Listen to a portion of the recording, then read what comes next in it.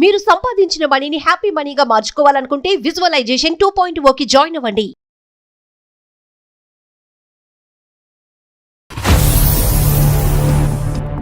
మా అమ్మగారు మేము ఎప్పుడు పడుకుంటామా అని చూసి మేము పడుకున్న తర్వాత చాట్ చేయడం అవి ఇవి నేను అబ్జర్వ్ చేశాను సార్.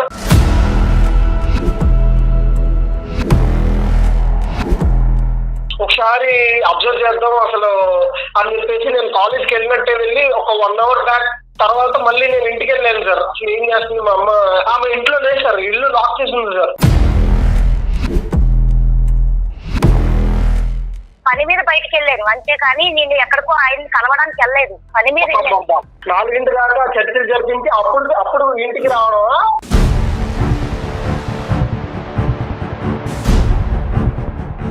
ఎప్పటి నుంచి పరిచయం అమ్మా ఇది? సార్ నాకు తను ఒక 4-5 ఇయర్స్ నుంచి తెలుసు సార్. ఓన్లీ గుడికి, ఎందుకంటే గుడి పక్కని వాళ్ళది షాప్ సార్, పూజ సామాగ్రి అమ్ముతారు, అంతవరకు తెలుసు.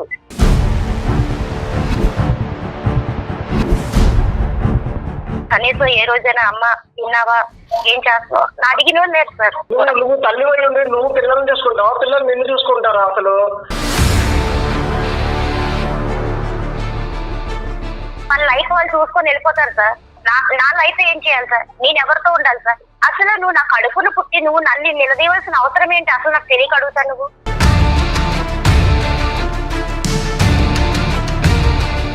నేను చేసిన తప్పేంటి? వేరే ఒక అతను నాకు కష్టం, నాకు అన్ని తను తెలుసుకున్నారు కాబట్టి నేను స్పందిస్తుంటే తను కూడా బాధపడ్డారు కాబట్టి నా కష్టం చెప్పుకున్నాను అంతే. నేను ఆ చాట్లన్నీ ఏం చూడలేదు, నాకేం తెలియదు అని అనుకుంటాను సార్. ఆవిడ ఎంతో కొంత తన వల్ల నాకు హోదార్పు దొరికింది సార్. నేను తనల్ని వదులుకోలేను, వీళ్ళని వదులుకోలేను సార్. బహుశా అమ్మ వయసు కూడా చిన్నదే, పెద్ద చెప్పుకోదగ్గ వయసు కూడా కాదు అమ్మది. సార్ ఏం మాట్లాడుతున్నారు సార్? ప్లీజ్ ఒకసారి నేను చెప్పేది వినండి సార్.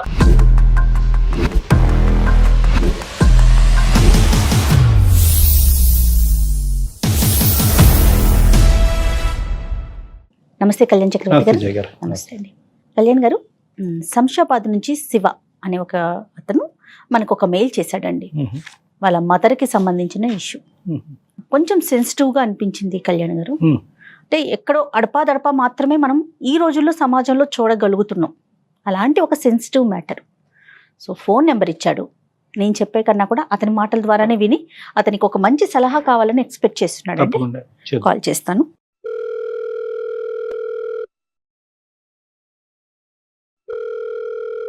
హలో శివగారండి. అవును మేడం, ఎవరు మీరు? నేను జయానండి, అందమైన జీవితం ప్రోగ్రామ్ నుంచి కాల్ చేస్తున్నాను. మేడం గారు నమస్తే అండి. నమస్తే మేడం. నమస్తే అండి.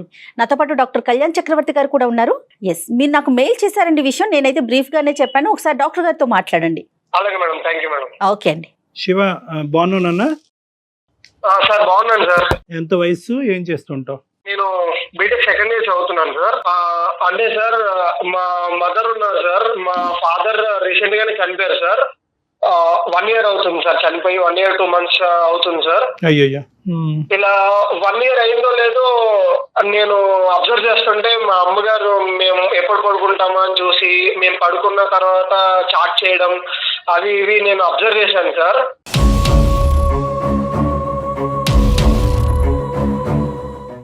అది అబ్జర్వ్ చేసి నాకు చాలా బాధ వేసింది సార్. ఏంటి ఇవిడ ఇప్పుడే నాన్నగారు చనిపోయి ఒక 1 year కూడా అవ్వట్లేదు, అసలు ఏం చేస్తుంది అది ఇది అని చెప్పి నాకు చాలా బాధ వేసింది సార్. ఒక రోజు అసలు ఏంటి చాటింగ్ అని చెప్పేసి ఆవిడ పడుకున్న తర్వాత నేను అబ్జర్వ్ చేసి మొబైల్ తీసి ఓపెన్ చేసి చూశాను సార్.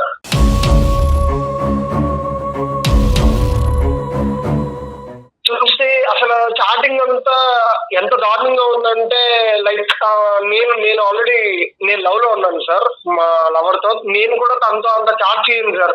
అంత డీప్ రిలేషన్ లో వాళ్ళు చాట్ చేయడం నాకు నిజంగా చాలా చాలా బాధేసింది సార్. చాలా సిగ్గుగా కూడా ఉంది సార్. అసలు మీకు ఎలా చెప్పాలి, మీకు ఎలా కన్వే చేయాలి, మా అమ్మకి ఎలా చెప్పాలి అని నేను చాలా సతమతం అయిపోతూ ఉన్నాను సార్. అసలు ఆవిడ ఇలాంటి పని లేదు సార్ ఈ ఏజ్ లో.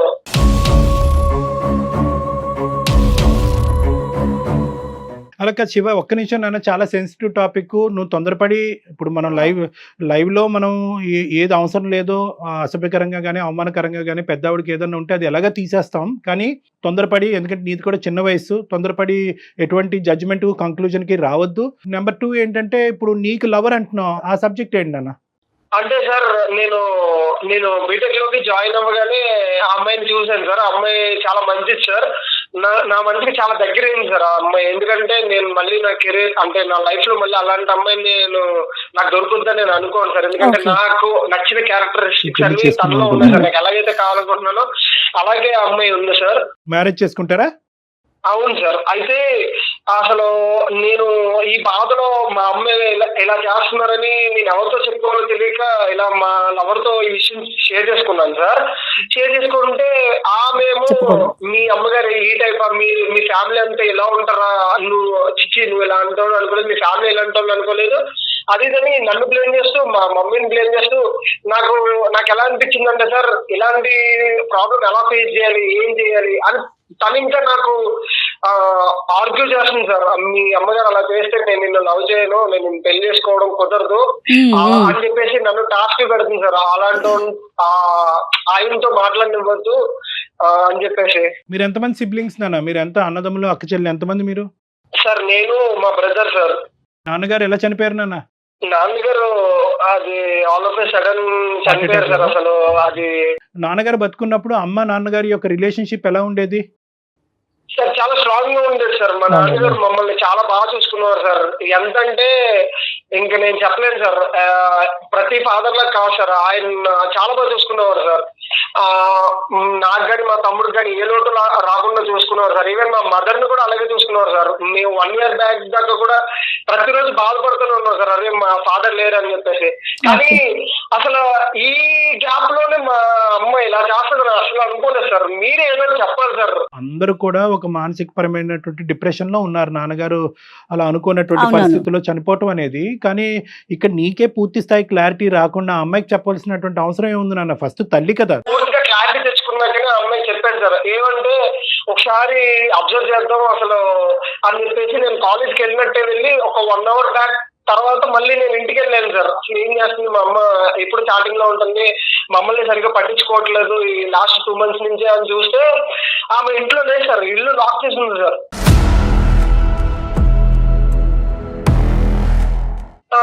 నేను ఫోన్ చేశాను సార్. ఫోన్ చేస్తే నాన్న నేను ఇలా బయటకు వచ్చాను రా, కొంచెం అర్జెంట్ పని ఉంది, నేను వస్తాను అని చెప్పేసి అన్నా సార్. నేను ఫీవర్ గా ఉందమ్మా కొంచెం రా అని చెప్పినా కూడా ఈవినింగ్ 4 ఆ టైంకి వచ్చింది సార్. అంటే మేము 5కి వస్తామని చెప్పేసి 1 hour ముందు ఆవిడ జస్ట్ వచ్చింది సార్. అదేం సార్, అసలు నాకు ఫీవర్ గా ఉందని చెప్పినా సరే నన్ను పట్టించుకోకుండా వాళ్ళు ఎవరితోనో తిరగడానికి వెళ్ళిపోతుంది సార్. అసలు ఏంటన్నా అర్జెంట్ వర్క్ ఏంటంటే అమ్మకి అడిగావా? ఎప్పుడు వెళ్ళదా అమ్మ? అది అడిగితే మాత్రం ఏం చెప్పలేదు సార్. అమ్మ ఇలాగే ఇలా అన్నది కదా అని చెప్పేసి నేను మళ్ళీ 2 days తర్వాత కూడా నేను చూస్తే ఇలాగే సార్. మళ్ళీ అలాగే వెళ్ళిపోయింది సార్. మళ్ళీ 4 ఆ టైం కానీ రావట్లేదు సార్. ఏంటి ఏం చేయాలి అసలు నాకు ఏం అర్థం కాక సార్ ఇంకా మీకు మెయిల్ చేశాను సార్. ఎవరితో మాట్లాడుతున్నారో ఆ వ్యక్తికి సంబంధించిన డీటెయిల్స్ మీకు ఏమైనా తెలుసా? అతను తెలిసిన వ్యక్తి అయినా ఇంతకు ముందు అలాంటిది ఏమన్నా మీకు అర్థమైందా? నాకు అసలు తెలియని వ్యక్తి కాదు మేడం. అంటే ఆయన తెలియదండి, కాకపోతే నేను చాట్ చూసాను మేడం. చాట్ లో ఇలా తెలిసిపోతుంది కదండి ఇలా ఉన్నది అని చెప్పేసి. సరే, ఇప్పుడు అతని వివరాలు మనం తర్వాత మాట్లాడుకుందాం అన్న. కానీ ఈ రోజు అమ్మని అడగవలసినటువంటి అవసరం ఎందుకు ఉంది అని నువ్వు అనుకుంటున్నావు? కేవలం ఆవిడ ఒక తోడు కోరుకుంటుంది. ఓకే, ఒక ఆవిడకి ఏంటంటే ఇప్పుడు బహుశా అమ్మ వయసు కూడా చిన్నదే, పెద్ద చెప్పుకోదగ్గ వయసు కూడా కాదు అమ్మది. సార్ ఏం మాట్లాడుతున్నారు సార్? ప్లీజ్ సార్ ఒకసారి నేను చెప్పేది వినండి సార్. అమ్మ వయసు అది ఇది కాదు సార్. సొసైటీ ఏమనుకుంటా సార్, మా నాన్నగారు చనిపోయి 1 year కూడా అయింది అంతే కదా సార్.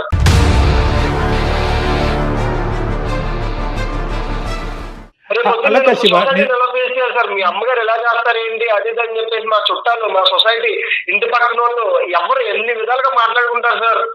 శివ, ఒకటి ఇది చాలా సెన్సిటివ్ టాపిక్. ఇప్పుడు ఏంటంటే ఇక్కడ 2 స్కూల్స్ ఉంటాయి. ఒక స్కూల్ ఏంటంటే సాంప్రదాయం పట్టింపు గురించి మాట్లాడుతుంది.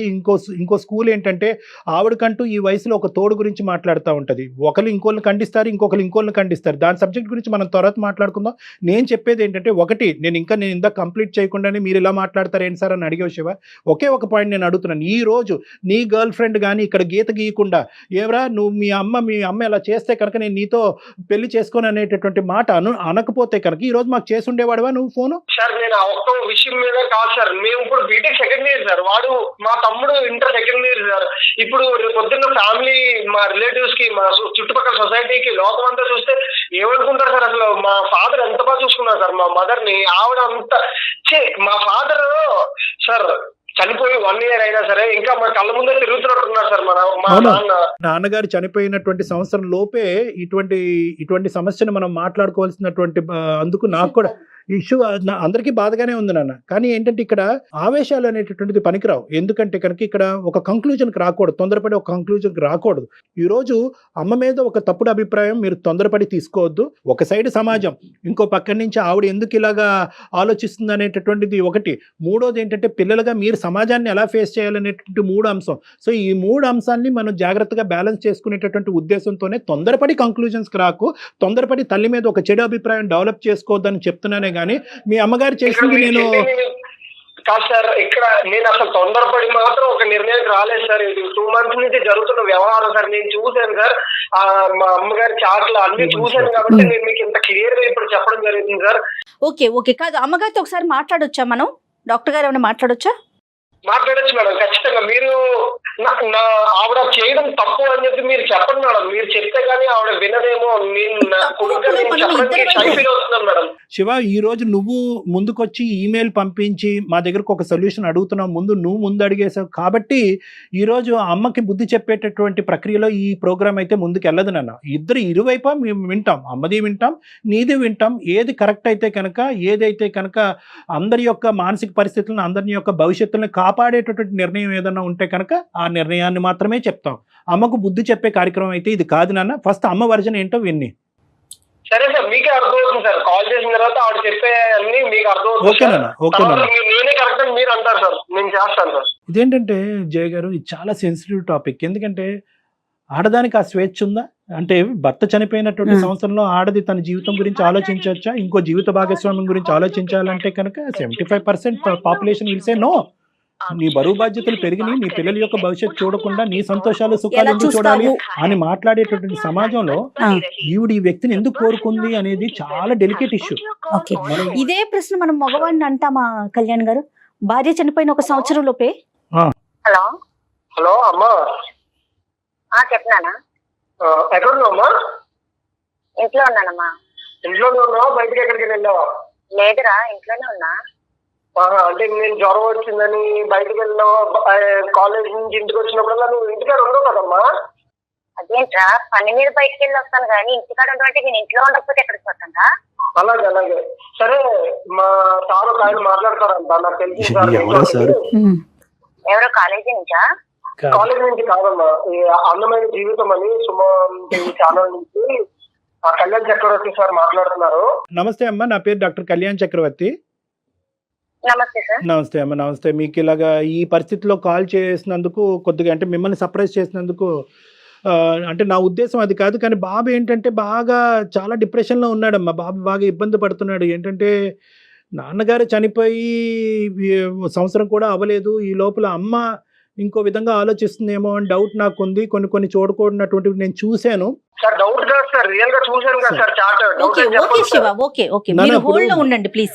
శివ, నువ్వు తొందరపడద్దు. ఒక్క నిమిషం నన్ను అమ్మని మాట్లాడి అమ్మ ఆలోచన ఏంటో విందాము. ఎందుకంటే నేను ఎప్పుడు కూడా నువ్వు 200% ఎవిడెన్స్ చూపెట్టినా కూడా నా దగ్గర కళ్ళు ఎదుర్కొంటే సార్ ఇవి ఉన్నా అని అన్నా కూడా నేను మాత్రం ఒక తల్లికి ఇచ్చే గౌరవాన్ని నేను ఇచ్చేటటువంటి ఉద్దేశంలో ఎప్పుడూ డౌట్ అనే పదమే వాడతాను నేను. మా అబ్బాయికి ఉండే డౌట్ ఏంటంటేనమ్మా, ఎవరో మీకు ఒక అన్నోన్ పర్సన్ తో మీరు నచ్చినటువంటి విధంగా ప్రయాణం చేస్తున్నారు. పిల్లల యొక్క నచ్చకపోవటం అనేది చూడట్లేదు. కాబట్టి ఇది రేపొద్దున ఇంకో విధంగా అవుతే కనుక మేము తలెత్తుకుని ఎలా తిరిగేటటువంటి పరిస్థితి వస్తుంది. నేను దేని గురించి మాట్లాడుతున్నానో, బాబు ఏది మాకు చెప్పాడో అనేది బహుశా ఈ పాటికే మీకు అర్థమై ఉంటుంది దుర్గా గారు. అర్థమైంది సార్. కానీ ఏదైనా ఉంటే శివ నువ్వు నన్ను డైరెక్ట్ అడగొచ్చు కదా సార్ అమ్మా వాళ్ళతో అమ్మా మాట్లాడి. ఇది చాలా సెన్సిటివ్ విషయం కదా దుర్గ గారు. నేను ఎలా అడుగుతాను అసలు? నువ్వు ఏం మాట్లాడుతున్నావా? నేను ఇలా ఎలా అడగాలి? నువ్వు ఎవరితో తిరుగుతున్నావు, ఏంటి, ఏం చేస్తున్నావు? నువ్వు కాలేజీకి వెళ్ళినప్పుడు నువ్వు బయటకు వెళ్ళి తిరిగి వస్తున్నావా అని నేను అడగాల? శివ శివ జాగ్రత్తగా మాట్లాడు.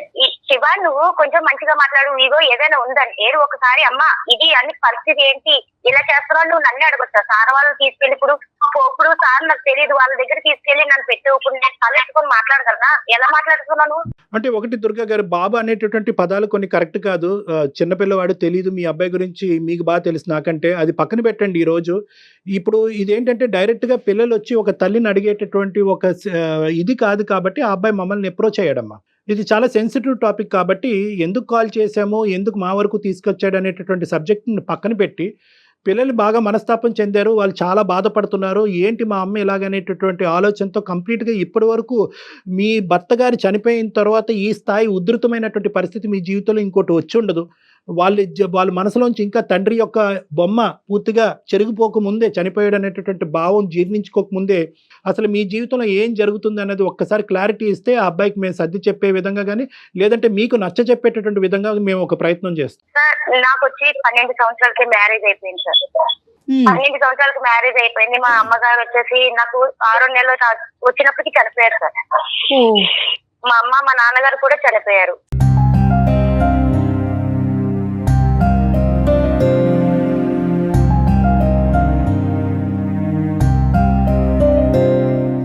నా పరిస్థితి ఇంకెవ్వరు లేరు సార్. నేను కష్టం నష్టం ఎవరితో చెప్పుకోవడానికి అన్ని మా ఆయన గారు కష్టం నష్టం అసలు ఏమీ తెలియకుండా పోషించారు సార్ నన్ను నా పిల్లల్ని కూడా.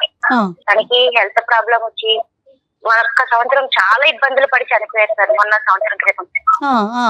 నేను ఆయన కోసం చాలా అసలు చెప్పలేను సార్. అసలు అన్ని కష్టం ఎంత భరించుకుంటూ చేసుకొచ్చాను. హాస్పిటల్ ఇంకా తిరుక్కొని చాలా కష్టపడ్డాను సార్ ఆయన బతుకుతారని. కానీ దక్కలేదు. ఇప్పుడు నా పిల్లలను చూసుకుంటూ బతుకుదామని ధైర్యంతో ముందుకెళ్ళాను సార్. ఆ పిల్లలైనా సరే కనీసం ఏ రోజైనా అమ్మ తిన్నావా, ఏం చేస్తున్నావు నా అడిగిన వాళ్ళు లేరు సార్. నా పిల్లలకు అసలు ఏ రోజు కూడా పెద్ద బాబు చిన్న బాబు కూడా. నువ్వు తల్లి ఉండి నువ్వు పిల్లల్ని చూసుకుంటావా? పిల్లలు నిన్ను చూసుకుంటారా? అసలు నువ్వు పట్టించుకున్నావమ్మా? అసలు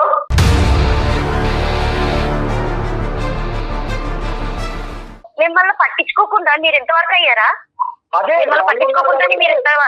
నాన్న ఉన్నారు కాబట్టి నాన్నగారు ఉన్నందుకు ఇప్పుడు బాగా చూసుకున్నామ్మా. ఇప్పుడు నాన్నగారు లేరు. ఇప్పుడు నీ ఇష్టం వచ్చినట్టు నువ్వు చేస్తావా? నాకు అర్థం కాక అడుగుతాను. నేను ఏం చేశాను మాట్లాడుతున్నావు? ఏం చేశాను శివన్? మాకు ఎలా మాట్లాడడానికి ఏం చేశాను అసలు నేను చెప్పు. అదే నేను సార్తో మాట్లాడుతున్నా కదా సార్. నా ఇది ప్రాబ్లం సార్. మా ఆయన గారు 1 ఇయర్ క్రితం ఇలా అయింది సార్. చాలా హెల్త్ ప్రాబ్లం వచ్చింది. ఆ బాధలో అసలు తట్టుకోలేని పరిస్థితిలో ఉన్నా సార్. డిప్రెషన్ కూడా వెళ్ళిపోతున్నా సార్ ఒక్కొక్కసారి. నా చిన్న వయసులో భర్తను కోల్పోయాను. పిల్లల భవిష్యత్తు ఏంటి, ఏం చేయాలన్న ఆలోచనలో ఉన్నా సార్. నేను సాయిబాబాని బాగా నమ్ముతాను సార్. గుడికి వెళ్తుంటే పక్కనే ఒక అతను పరిచయం అయ్యారు సార్.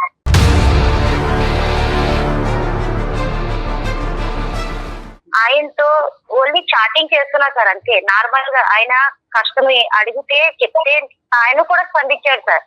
నేను ఏడిస్తే తను ఏడడం, భయపడకు, బాధపడకు, నీకు ధైర్యంగా ఉండు అని ధైర్యం చెప్తున్నారు సార్.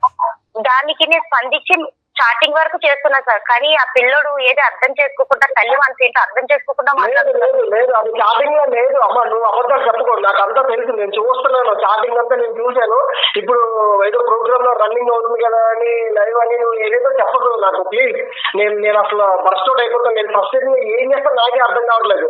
నువ్వు ఓపెన్ గా చెప్పేసి ఏం చేస్తున్నావు, తప్పు ఏంటో, తప్పు నీ సైడ్ ఉందో తెలుస్తుంది.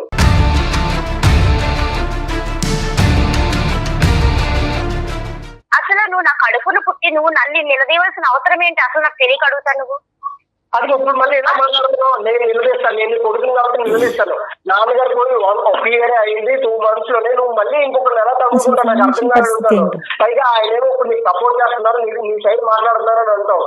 ఇప్పుడు నువ్వు ఆయన తీసుకుని నీ దాంట్లో చూసుకుంటే నేను పిల్లలు ఏమైపోవాలమ్మా? ఏ దారి చూసుకున్నావు? నీ దారి నువ్వు చూసుకుంటున్నావు. నువ్వు కాలేజీ నుంచి వస్తావు, ఫోన్ పట్టుకునే ఉంటావు, ఆ పిల్లతో చాటింగ్ చేసుకుంటూ నువ్వు మాట్లాడుకుంటావు, అటు సైడ్ ఉంటావు. కానీ ఏ రోజైనా సరే అమ్మ నాన్నగారు చనిపోయారు కదా, మన పరిస్థితి ఏంటి, ఏ రోజైనా కష్టం ఏంటి, నష్టం ఏంటి, ఏ రోజైనా నువ్వు అడిగావా నన్ను? నేను చేసిన తప్పేంటి, వేరే ఒక అతను నాకు కష్టం నాకు అన్ని తను తెలుసుకున్నారు కాబట్టి నేను స్పందిస్తుంటే తను కూడా బాధపడ్డారు కాబట్టి నా కష్టం చెప్పుకున్నాను అంతే. అదే అదే నేను పిల్లోడు జ్వరం అని కాలేజ్ నుంచి ఇంటికి వచ్చేసినప్పుడు కూడా రాకుండా 4 దాకా చర్చలు జరిపించి అప్పుడు ఇంటికి రావడం, ఆయన నిన్ను సమర్థించడం, బాగా మాట్లాడడం ఇదే అమ్మా జరిగేది.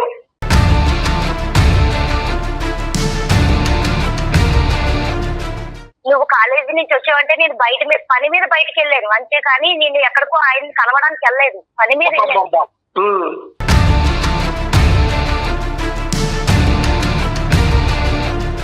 అసలు కొడుకువే నా తల్లిని మాట్లాడాల్సిన మాట ఒక్క నిమిషం అమ్మ మీరు నువ్వు కొడుకువేనా అనే మాట మీరు అంటాం తప్పే, తల్లివేనా అనే మాట అబ్బాయి అంటాం కూడా తప్పు. ఇది ఇద్దరు తరపున మాట్లాడితే కనుక ఇది చాలా సెన్సిటివ్ ఇష్యూ, చాలా బాధ కలిగించు. ఒక్కసారి మీ ఇద్దరి యొక్క భావోద్రేకాలు ఒకసారి మీరు కామ్ డౌన్ చేసుకుంటే నేను ఒక 2 మాటలు చెప్తాను. ఇప్పుడు బాబు కేవలం ఏదో మీరు చాటింగ్ చేస్తున్నారు అనేటటువంటి అంశం ఒక్కటే కాకుండా ఏంటంటే ఆ చాటింగ్ అనేటటువంటి దాన్ని కూడా ఒక రోజు రాత్రి అమ్మ పడుకున్న తర్వాత నేను చూడటం జరిగింది డాక్టర్ గారు, అందులో చూడకూడనటువంటి నేను చూశాననే బాధతో ఆ అబ్బాయి ఇప్పుడు ఓన్లీ ఓదార్పు గురించోనో లేదంటే ఎందుకంటే నేను ఆ చాట్లన్నీ ఏం చూడలేదు, నాకేం తెలియదు అని అనుకుంటాను సార్ ఆవిడ. అందుకే ఇప్పుడు మీ దగ్గర కూడా ఏదో కవర్ చేస్తుంది సార్, నేను ఏడుస్తుంటే ఆయన ఓదార్చారు ఇది ఇవన్నీ కవర్ చెప్తుంది సార్. అసలు బాబుకు కావాల్సినటువంటి ఒకే ఒక క్లారిటీ, మీ అమ్మ ఇప్పుడు మీరు భర్త పోగొట్టుకున్న బాధలో మీరు ఉంటే మీ ఎదుర్కొంటే మేము ఈ పంచాయతీ పెట్టడం ఎంతవరకు కరెక్టో రాంగో నాకైతే తెలియదు, కానీ 2 అంశాలు. ఇప్పుడు మీరు బాబు అక్కడ ఉన్నాడు, మీకు ఏదన్నా ఉంది, ఒక ఆధారం ఉంది, ఒక విధమైనటువంటి ఒక ఫ్యామిలీ లైఫ్ ఉంది అంటే కనుక అది ప్రధానంగా మీ పిల్లలే కాబట్టి వాళ్ళకు ఒక క్లారిటీ ఇవ్వాల్సినటువంటి అవసరం ఉంది.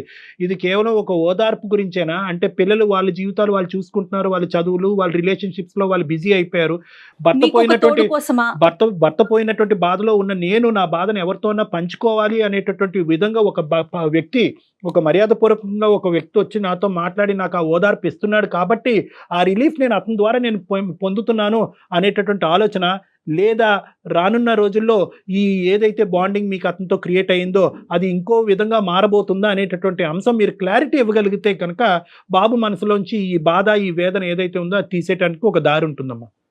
మీరు చెప్పండి, అంటే ఇది ఓదార్పేనా ఇంకేమన్నా? ఓదార్పు కాదు సార్, అది తెలుస్తుంది కదా సార్. ఆవిడ శివ ఒక్క నిమిషం శివ, అమ్మని మాట్లాడిని శివ. అసలు అమ్మ నేనైతే వేరే విధంగా అయితే లేదు మేడం, తనతో చాటింగ్ వరకే చేస్తున్నా మేడం. తను అసలు ఆ పిల్లడు ఎలా మాట్లాడుతున్నాడో నాకు అర్థం కాదు. అమ్మ బాబు స్థానంలో ఏ కొడుకున్నా కూడా ఈ విధంగానే రియాక్ట్ అవుతాడేమో. సంవత్సరికం కూడా అవ్వలేదు, ఇంకా 1 year కూడా అవ్వలేదు, తండ్రికి సంబంధించినటువంటి బాధల్లోంచి ఇప్పటి వరకు కుటుంబం మొత్తం బయట పడలేనటువంటి పరిస్థితి. ఇప్పుడు ఇలాంటి అంశంలో అక్కడ ఆ గ్రీఫ్ రియాక్షన్ లో తండ్రి యొక్క జ్ఞాపకాలు ఎలాగ స్లోగా అందులోంచి బయట పడాలి అని ఆలోచించుకునేటటువంటి వయసు, ఆ వయసులో పిల్లలకి చాలా ఇబ్బందికరమైన పరిస్థితి. ఈ లోపల ఏంటంటే ఈ సబ్జెక్ట్ వచ్చేటప్పటికి ఇది ఇంకా వాళ్ళని వేదనకు గురి చేస్తుంది. దాంతోపాటు ఏంటంటే మీ అబ్బాయికి వచ్చినటువంటి పరిస్థితి ఏంటంటే నేను నమ్మినటువంటి ఒక అమ్మాయి ఉంది, ఆ అమ్మాయితో నేను జీవిత ప్రయాణం కొనసాగించాలి అని అనుకుంటున్నాను. ఇప్పుడు ఆ అమ్మాయి నన్ను ఎత్తుమే గన్ను పెట్టి మీ అమ్మాయి ఇలా చేసేటట్టు అయితే కనుక నేను ముందుకు పోను, నాకు బ్రేకప్ అన్నటువంటి విధంగా అమ్మాయి మాట్లాడేటప్పటికి ఈ అబ్బాయి ఇంకా సందిగ్ధ పరిస్థితిలో పడి ఇంకా భావోద్రేకం చెందుతున్నాడు. సో ఇటువంటి పరిస్థితుల్లో ఏంటంటే ఇది ఓన్లీ చాటింగ్ కాకుండా ఇంకేదన్నా ఉంటే కనుక అది ఆ విధంగా మనం మాట్లాడే ప్రయత్నం చేద్దాం. ఎందుకంటే ఈరోజు ఇది నా హక్కు, ఒక ఆడదానిగా నా హక్కు, భర్తను పోగొట్టుకుంటే కనుక నాకంటూ ఒక తోడు నిలబెట్టుకోవటంలో తప్పే ఉంది అని మీరు బిగ్గరగా మాట్లాడితే కనుక మీ అందరం చేతులు కట్టుకుని కూర్చోటమే. మేమెవరూ ఏం చేయలేదమ్మా, దిస్ ఇస్ ద రైట్. నేను హక్కులు చూసుకున్నాను కాబట్టి వీళ్ళ కోసం ఆలోచించాను కాబట్టి నేను ఇంకా ఇలా ఉన్నా మేడం. ఆయన ఓదార్పు వరకే మేడం, నేను చాటింగ్ చేసి ఓదార్పు వరకే మాట్లాడుతున్నా మేడం, కానీ తన హక్కుల కోసం మాట్లాడుతున్నాడు. హక్కుల కోసం మాట్లాడితే తను అసలు ఈ వయసులో ఆ పిల్లోడి ఒక అమ్మాయితో చాటింగ్లు మెసేజ్లు, ఆ అమ్మాయి లోకంలోనే ఉంటాడు మేడం. ఆవిడ చెప్పేది ఏంటంటే నేను ఒంటరిదాన్ని అయిపోయాను. ఇప్పుడు ఆ అబ్బాయి వెళ్ళి నా తండ్రి చనిపోయాడు అనేటటువంటి బాధ అక్కడ సేద తీరుతున్నాడు ఆ అమ్మాయి దగ్గర. వాళ్ళిద్దరు వాళ్ళ చదువు వాళ్ళ చాటింగ్, చిన్నోడు కాస్త వాడి జీవితంలో ఇంటర్మీడియట్ చదువుకుంటున్నాడు. ఈవిడ్ని ఎవరు ఓదార్చేది? అతి పిన్న వయసులో పెళ్లి చేసిన తర్వాత అంత చిన్న వయసులో పెళ్లి జరిగినటువంటి ఒక ఆడదాని వైపు చూసి సమాజం ఓదార్చేటటువంటి పరిస్థితి లేదు. తల్లి చనిపోయిన తర్వాత ఓదార్పు లేదు. మంచి భర్తని ఒక ఈడు జోడుగా ఇప్పుడు బయట ప్రపంచం తెలియదు అని అంటున్నారు, లోకజ్ఞానం లేదు. అటువంటి పరిస్థితుల్లో ఒక భర్త ఒక మూల స్తంభంలో నిలబడి ఈవిడిని ఇక్కడి వరకు తీసుకొచ్చిన అతను చనిపోయిన తర్వాత ఈవిడ ఎక్కడ ఓదార్పు తీర్చుకోవాలి అనేటటువంటి ఉద్దేశంతో ఒక గుళ్ళో కనిపించినటువంటి ఒక వ్యక్తితో తన మనసును పంచుకుంటుంది. దాన్ని మనం ఏ విధంగా చూస్తామో అనేటటువంటి దాన్ని బట్టి ఈ మొత్తం ఇష్యూ అంతా నిలబడి ఉంది. వద్దు సార్, స్టార్టింగ్ చూసాను సార్, ఆవిడ ఓపెన్ అవ్వట్లేదు సార్ ఫుల్ ఫ్లెడ్జ్డ్. చెప్పండి దుర్గా గారు, దుర్గా గారు కాదమ్మా. మీ మీద ఒక వేలెత్తి చూపెట్టడం జరుగుతుంది, మీరు చెప్పండి ఒక్క 2 నిమిషాలు. ఏం చెప్పాలో కూడా అర్థం కావట్లేదు. ఏమీ లేదమ్మా, ఈ ఈ ఈ బంధం ఏదైతే ఉందో చెప్పు, ఎందుకు భయపడతావు? ఇప్పుడు ఏదో అది అంతా కేవలం చెప్తాను స్నేహ సార్. బంధమేనా, లేకుంటే దాన్ని కొంచెం ముందుకు తీసుకెళ్లాలనుకుంటున్నారా? నాకు అర్థం కాదు, దేనికోసం భయపడుతున్నా చెప్పు, ఏ విషయంలో భయపడుతున్నా, నేను ఏం చేశానని భయపడా? నువ్వు స్టార్టింగ్ చూసావు అంతే, నా పరిస్థితి ఏంటో నువ్వు చూసావా? నువ్వు ఎలా మాట్లాడుతావు అసలు? అదే స్టార్టింగ్ చూసానని చెప్పాలి, ఏం చేస్తా చెప్పమ్మా, ముందు వాళ్ళకి స్టార్టింగ్ ఉంది. ఇప్పుడు నన్ను ఓదార్చడానికి ఒక వ్యక్తి వచ్చి దొరికాడు నాకు, ఆయన కష్టం నాకు అన్ని మాట్లాడుతున్నాడు. నేను చాటింగ్ వరకే మాట్లాడాను అతనితో, నాకు ఒక ఓదార్పు దొరికింది. ఇప్పుడు నేను బాధల్లో ఉన్నా, డిప్రెషన్ కి వెళ్ళిపోతున్నా. మీ నాన్న ఎంత బాగా చూసుకునేవాడు, తన లేడని బాధలో ఉన్నా. నేను డిప్రెషన్ కి వెళ్ళిపోయి నేనేమన్నా అయితే మీరేమైపోతారని నేను ఆయనతో మాట్లాడితే కొంచెం హ్యాపీనెస్ గా ఉందని మాట్లాడుతున్నా. దుర్గమ్మ ఒక్క నిమిషం అమ్మ, నీ పాయింట్ ఎవరు కూడా భూ ప్రపంచం మీద ఎవరు కూడా ఖండించటానికి లేదు. మీకు మీ మనసులో ఉండేటటువంటి బాధను పంచుకోవటానికి ఒక వ్యక్తి ఉన్నాడు అనేటటువంటి అంశం ఏదైతే ఉందో అది ఎందుకు ఖండించాలి? ఓన్లీ చాటింగ్ వరకే ఎందుకు మీరు భయపడుతున్నారు? మీరు ఇది తప్పు కాదు అనుకుంటే కనుక బహిరంగంగా చాటింగ్ చేయండి, ఇంటికి పిల్లండి, ఇంట్లో కూర్చోపెట్టండి, పిల్లలకు పరిచయం చేయండి. ఒరే నాకు ఈ కష్టకాలంలో ఒక 2-3 మంచి మాటలు చెప్పి 2-3 మంచి మాటలు చెప్పి నా జీవితాన్ని కాపాడినటువంటి ఒక వ్యక్తిగా మీరు పరిచయం చేయండి. సీక్రెట్గా ఎందుకు చేస్తున్నారని అడుగుతున్నా. ఒకసారి ఆగమ్మా, అమ్మా ఒకసారి ఆగమ్మా సార్. ఎక్స్క్యూజ్ సార్, రేపు పొద్దున్న నాకు పెళ్లి అవుతుంది సార్. పెళ్లి అసలు నువ్వు ఇప్పుడు లవ్ మ్యారేజ్ చేసుకోవడం సార్. ఆ అమ్మాయి ఇప్పుడుకొచ్చి మీ తల్లి కేవలం ఓదార్పు అనేటటువంటి మాట తప్ప ఆ వ్యక్తి తన జీవితంలో ఏమవుతుంది అని చెప్పి డిఫైన్ చేయలేదు. ఇప్పుడుకొచ్చి మనం అరగంట బట్టి మనం మాట్లాడుకుంటున్నాం. నువ్వెందుకు అజంప్షన్స్కి వస్తున్నావు? నువ్వు వద్దు అనుకుంటే ఆపేస్తుందేమో ఆ ఓదార్పు. ఒక్కసారి అమ్మని అడిగి తేల్చుకుందాం. చెప్పండి సార్, చెప్పండి సార్. కాదు, ఆ పిల్ల అంటున్నావు కదా, పిల్ల విషయంలో అసలు అది ఆడదేనా? నన్ను అర్థం చేసుకుంటా ఎంతైనా. దుర్గా గారు మీకు అనవసరం ఈ సబ్జెక్టు. ఎప్పుడు మాట్లాడినా అమ్మాయి ఎలా అన్నది అలా అన్నదని ఎందుకు ఎక్కుతున్నాడు సార్? అమ్మాయి ఎవరు అసలు నా కోసం మాట్లాడడానికి? నువ్వు అడగవా? మా అమ్మ కోసం నువ్వు మాట్లాడడానికి నీకేం హక్కు ఉందని అడగవా నువ్వు? మాట్లాడలేదు, ఎందుకంటే తప్పు నీ వైపు ఉంది కదమ్మా. నేను ఎలా చెప్తాను అసలు? ఏం తప్పు ఉంది? శివ దుర్గా మీరిద్దరు గాడి తప్పుతున్నారమ్మా. ఒక్క నిమిషం అమ్మా. దుర్గా మీకు పెద్దరికం ఉంది, మీ పెద్దరికానికి గౌరవం కావాలనే ఉద్దేశంతో నేను ఇలా మాట్లాడుతున్నాను. ఆ అబ్బాయి ప్రేమ వ్యవహారం అనేది ఇంకో సబ్జెక్టు. దాన్ని మీరు ఏకీభవిస్తారా లేదంటే వ్యతిరేకిస్తారా అనేది తర్వాత చూద్దాం. అది కాదు ఇక్కడ ఇష్యూ. ఇక్కడ ఈ వ్యక్తి ఎవరైతే వచ్చారో ఆ వ్యక్తి మీకు ఓదార్పునిస్తున్నారు అని అంటున్నాడు. బాబు అంటున్నాడు ఆ వ్యక్తి కరెక్ట్ కాదు, అటువంటి ప్రయత్నం మా అమ్మ చేస్తే కనుక నా జీవితం అయిపోయినట్టే, దాన్ని ఏ విధంగా నేను సమాజంలో యాక్సెప్ట్ చేయలేనని మీ అబ్బాయి అంటున్నాడు. కొడుకుని దూరం చేసుకునే ఈ వ్యక్తి గురించి, ఓదార్పు ఇచ్చేటటువంటి వ్యక్తి గురించి కొడుకుని దూరం చేసుకుంటారా? మీరు అతను వదిలేయగలరా? అదే ఓదార్పు మీ కొడుకు ఇస్తాడు. అదే కొడుకు, 2 కొడుకులు ఉన్నారు, చెట్టు అంటే ఎదిగినటువంటి 2 కొడుకులు ఉన్నారు. అదే ఓదార్పు ఈ కొడుకుల్ని ఇస్తారు. అది మీకు యాక్సెప్టబులేనా? లేదంటే ఆ వ్యక్తిని నేను వదలలేనని అంటారా? సింపుల్, క్లియర్ చేసేసేయండి ఈ టాపిక్. వాళ్ళ లైఫ్ వాళ్ళు చూసుకొని వెళ్ళిపోతారు సార్. నా లైఫ్ ఏం చేయాలి సార్? నేను ఎవరితో ఉండాలి సార్? నాకంటూ ఒక తోడు ఉండాలి కదా. అతనితో మీరు ప్రయాణం సాగించాలనుకుంటున్నారు. అర్థమైందమ్మా. ఇప్పుడు నువ్వు డైరెక్ట్ గా చెప్పకపోయినా ఇండైరెక్ట్ గా అర్థమైంది. అతని పర్సనల్ లైఫ్, అతని జీవితం ఏంటి, ఈ డీటెయిల్స్ అన్ని మీకు తెలుసా? తర్వాత ఏమండి మేడం? నాకు తెలుసు మేడం, తన పరిచయం అయ్యారు ఆల్రెడీ. వాళ్ళ ఆవిడ గారితో విడాకులు అయిపోయినాయి అంట మేడం. ఓకే, అయితే తను నన్ను లైఫ్ లాంగ్ చూసుకుంటాను అన్నారు మేడం. అది విషయం. ఏంటి అవన్నీ ఆలోచించరా? అసలు ఎందుకైంది ఇలా చేయడం? కరెక్ట్ కాదా సార్? అడగండి సార్ మీరు. మేము అడగాలంటే నువ్వు ఆగాలిగా. ఒక్క నిమిషం ఆగమ్మా. చెప్పమ్మా దుర్గా, చెప్పమ్మా. సో అతని గురించి మీకు తెలుసు, ఎప్పటి నుంచి పరిచయం అమ్మా ఇది? సార్ నాకు తను ఒక 4-5 years నుంచి తెలుసు సార్. ఓన్లీ గుడికి, ఎందుకంటే గుడి పక్కని వాళ్ళది షాప్ సార్. పూజ సామాగ్రి అమ్ముతారు, అంతవరకు తెలుసు. మా ఆయన గారు చనిపోవడం అంతవరకు తెలుసు సార్. ఈ మధ్యనే తనతో నేను మాట్లాడడం మొదలు పెట్టాను అంతే సార్. మాట్లాడిన కానించి కూడా నేను బాధపడి ఏడుస్తుంటే తను కూడా ఏడ్చేవాడు సార్. ఎక్కడైనా కూడా నాకు 2 పిల్లలు ఉన్నారు 5-6 సంవత్సరాల్లో, ఎప్పుడైనా మధ్యలో ఇద్దరు కొడుకులు ఉన్నారు. వాళ్ళు ఒక చెట్టంతా ఎదిగారు, వాళ్ళకు ఒక అభిప్రాయం ఉంటుంది. మనం ముందుకు వెళ్ళాలి అంటే కనుక ఈ జర్నీని మీరు ఏ విధంగా తీసుకెళ్తున్నారు అనేది నాకు తెలియదు. కానీ మన ఇద్దరికి సంబంధించిన ఈ అసోసియేషన్, దాని పేరు ఏంటన్నది వదిలేసేయండి. ఈ అసోసియేషన్ యొక్క యాక్సెప్టెన్స్ నా పిల్లల మీద కూడా ఉంది, నా మగ పిల్లల మీద ఉందనే అభిప్రాయం ఎప్పుడు అతనికి చెప్పారా మీరు? భర్త చనిపోయి 1 సంవత్సరం అయింది. ఇంత డైనమిక్స్లో is it so easy to make a decision? Sir నాకు నా పిల్లల భవిష్యత్తు నా చేతిలో ఉంది సార్. నేను వాళ్ళు మంచిగా చదివించుకొని వాళ్ళ భవిష్యత్తు చూద్దామని ఆలోచనలో ఉన్నారు సార్. కానీ నేను డిప్రెషన్ లో ఉన్నా సార్. ఎంతో కొంత తన వల్ల నాకు హోదార్పు దొరికింది సార్. నేను తనల్ని వదులుకోలేను, వీళ్ళని వదులుకోలేను సార్. ఇప్పుడు చాలా సింపుల్గా మీరు చెప్పేశారు, వీళ్ళని వదలను, ఆ అబ్బాయిని వదలను అనేది, అతన్ని వదలను అనేది కాదు. అది నేను ఇందాక అంటున్నాను, ఎప్పుడు వచ్చింది మీ పిల్లల యొక్క డిస్కషన్, ఎప్పుడు వచ్చింది? ఈరోజు మీతో మాట్లాడిన తర్వాత ఇప్పుడు తీసుకొస్తున్నారు. ఎప్పుడన్నా నేను ఇందాక అన్నటువంటి మాటకు సమాధానం చెప్పారా? ఏమయ్యా పెద్ద అయినా నువ్వు ఒక స్నేహితుడిగా ఉండు, నన్ను ఓదార్చేటటువంటి ఒక వ్యక్తిగా ఉండు, పెళ్ళి మా భర్త చనిపోకముందు నువ్వు ఏదైతే పాత్రలో ఉన్నావో నువ్వు అదే పాత్రలో నువ్వు ఉండు, ఇప్పుడు కొత్త పాత్ర పోషించవలసినటువంటి అవసరం లేదు, ఎందుకంటే మా కొడుకుల యొక్క మనస్తత్వం నాకు బాగా తెలుసు, వాళ్ళు దీన్ని ఏకీభవించరు అనే మాట ఆ పెద్ద ఆయనకి చెప్పారా మీరు?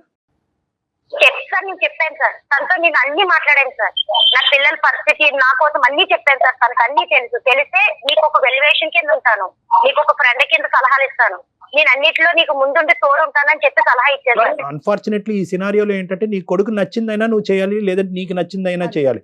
ఇద్దరికి నచ్చింది చేయటం అనేది ఈ పరిస్థితిలో కష్టం అని నాకు అనిపిస్తుంది. తల్లి అంటే త్యాగమూర్తి కాబట్టి ఆ విధంగా ఆలోచించి నీ నిర్ణయం జాగ్రత్తగా బ్యాలెన్స్డ్గా ఆలోచించి చెప్పమ్మా. మొత్తం పిల్లల్ని, కుటుంబాన్ని, సమాజాన్ని అందరినీ దృష్టిలో పెట్టుకోండి. అంటే ఆ వ్యక్తిని కూడా ఇప్పుడు చూసిన వ్యక్తి కాదు, 4-5 సంవత్సరాల పరిచయం ఉన్న తెలిసినటువంటి వ్యక్తి. ఇప్పుడు తండ్రి భర్త చనిపోయిన తర్వాత ఇద్దరు బాగా దగ్గరికి అయ్యారు మానసికంగా. ఏమ్మా చెప్పండి దుర్గ గారు. సమాజం కోసం, ఈ కన్న పిల్లల కోసం, వీళ్ళందరి కోసం ఒక ఆడదాని జీవితం చంపుకొని బతకాల్సిందే మేడం.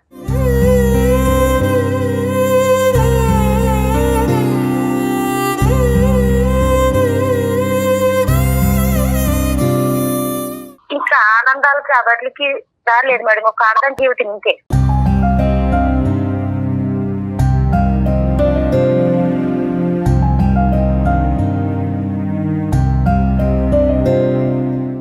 అలా కాదులే అమ్మా.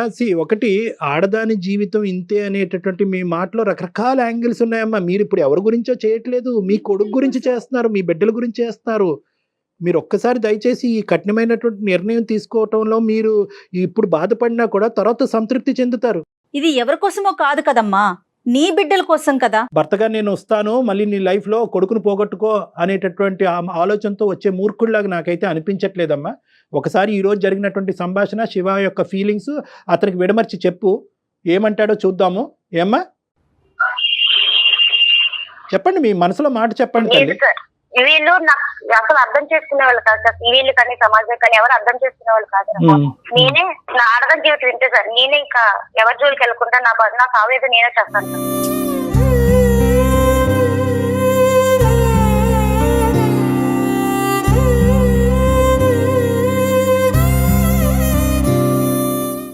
అరే చాలా చెప్తానంటే ఇప్పుడు నేను కొడుకున్నది ఏంటి సార్?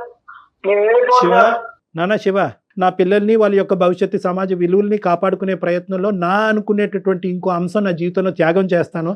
అప్పుడు చదువుని త్యాగం చేసింది, తర్వాత తల్లి త్యాగం అయింది, ఇప్పుడు భర్త త్యాగం అయింది, ఇప్పుడు నచ్చినటువంటి వ్యక్తి కూడా త్యాగం అవుతున్నాడు. That is not so easy Shiva.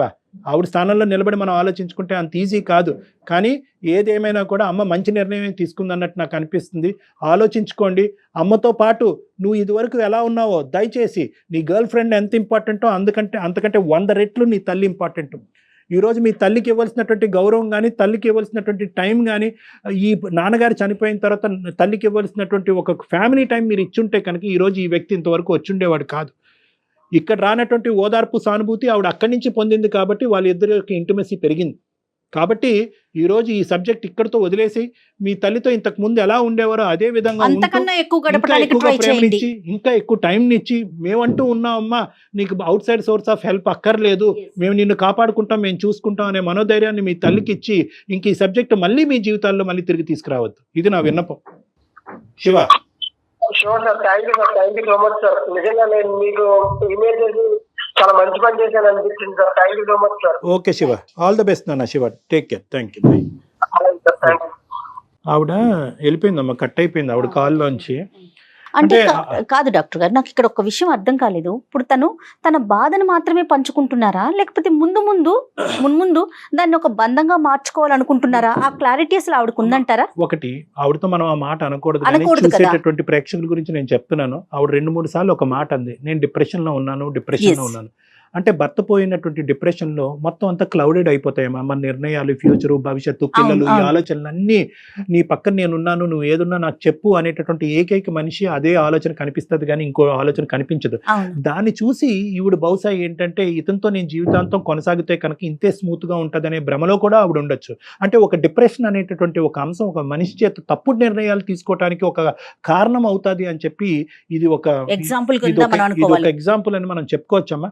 ఏదైనా అమ్మ నువ్వు డిప్రెషన్ లో ఉన్నావు కాబట్టి తప్పుడు నిర్ణయాలు తీసుకోవడానికి అవకాశం ఉంటుంది అనే ఆస్పెక్ట్ నేను ఎందుకు డిస్కషన్ చేయలేదంటే కేవలం కొడుకు, కుటుంబం, భవిష్యత్తు అనే వాల్యూ సిస్టమ్ మనం మాట్లాడేటప్పటికి ఆవిడ ఆల్మోస్ట్ 70% విత్డ్రా అయిపోయింది. అవును, ఇదేంటి అవును. సార్ ఈ నరకం అంతా నాకెందుకు, కొడుకుని పోగొట్టుకోవటం ఏంటి, కుటుంబాన్ని ఆలోచనలో పోగొట్టుకోవటం ఉన్నారు. అనే ఉద్దేశంతో ఆవిడ తొందరగానే విత్డ్రా అయిపోయింది కాబట్టి మిగతా అంశాలు మాట్లాడవలసినటువంటి అవసరం లేదు కాబట్టి నేను మాట్లాడలేదు. అవునండి, అవును, రైట్. ఏదైనా మంచి నిర్ణయం తీసుకోవాలని కోరుకోవటమేనండి. తప్పకుండా మనస్ఫూర్తిగా మంచి నిర్ణయం. నిర్ణయం, రైట్. థ్యాంక్ యూ డాక్టర్ గారు. Thank you. నమస్తే.